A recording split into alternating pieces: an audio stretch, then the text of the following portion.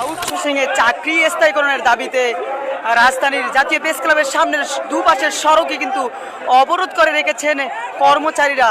দেখতে পাচ্ছেন যে তারা সড়কের মধ্যে কেউ কেউ শুয়ে পড়েছেন এবং কেউ কেউ ব্যানার হাতে কিন্তু দাঁড়িয়ে আছেন। পুরো মেট্রো রেলের নিচের স্থান শুরু করে পুরো দুপাশের সড়ক কিন্তু অবরোধ করে রেখেছেন।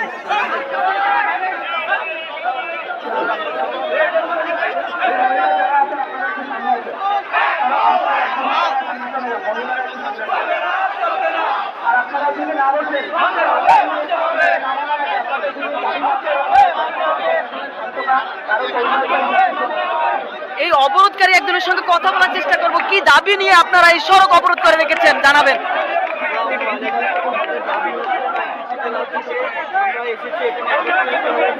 আমাদের ঠিকাদারের মাধ্যমে আর এই ঠিকাদার টেন্ডারের নামে অনেক অর্থ ঘুষ লেনদেন বাণিজ্য করে, এর সাথে অনেক অনেক লোকজনেরা জড়িত আছে, যার ফলে এই দাবিটা আমাদের মেনে নিচ্ছে না।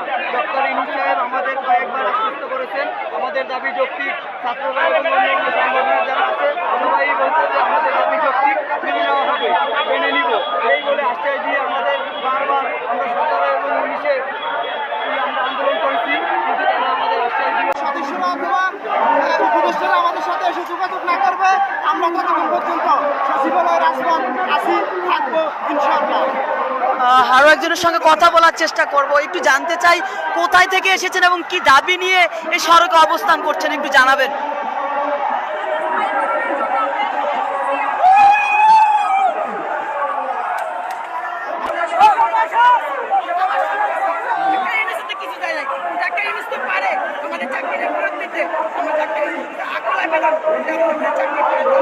সরকারের উদ্দেশ্যে আপনি কি বলতে চান?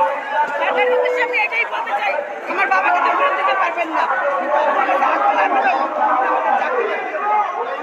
কিছু নাই, আমরা কি নিয়ে বাঁচবো? একই দেশে দুই নিয়ম কেন? সরকারিরা ভালো পয়সা দেয় করে ভালো বেতন পাচ্ছে, আমরা আমার ফ্যামিলিকে 10,000 টাকা দিলে আমার বাবা মারা যায়। তাহলে এটা কি দেশ? কোন দেশে বসবাস করতেছে? আমরা খালি এটাই জানবো। চাকরি ফেরত চাই, আর আমাদের এটাই জানতে চাই আমরা কোন দেশে বসবাস করতেছি। সরকারিরা ওরা পয়সা পয়সা এসে ওরা বেতন পাচ্ছে, ওরা শান্তি বিলাস করতেছে। আমরা বাবা তো বাবা কষ্টে কষ্টে বেলা বেলা 4টায় সারাদিন বাড়ি নেই, আমার বেতন নেই,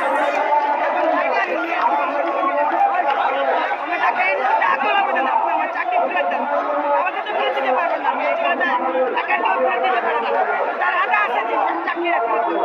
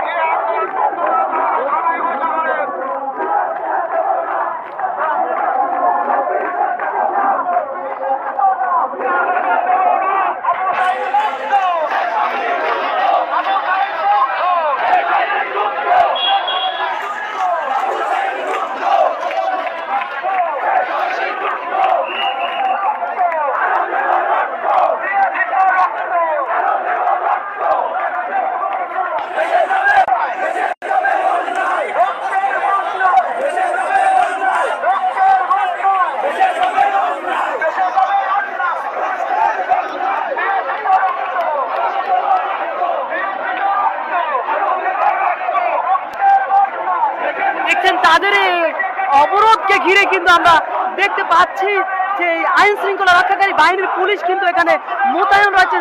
ঠিক পুলিশের সামনে কিন্তু সড়ক অবরোধ করে এই আউটসোর্সিং কর্মচারী যারা রয়েছেন তারা কিন্তু এই সড়ক অবরোধ করে স্লোগান তুলছেন, সেটি দেখাচ্ছি আপনাদেরকে।